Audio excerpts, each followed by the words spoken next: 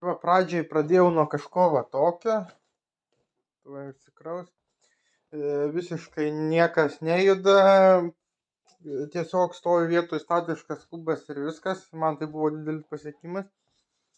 Dabar nežinau, kaip iš jo išeiti paprastuoju būdu.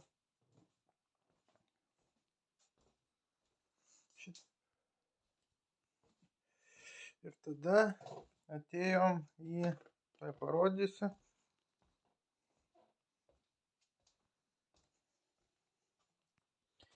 Į kažką va tokio.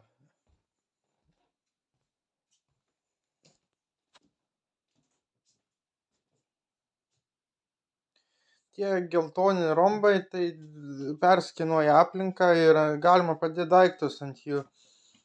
O dabar, kadangi tai kubas paėmė ir nuskrido, kadangi aš jį padėjau ne ant to rombo, bet va matot, erdvėj skrenda kubas.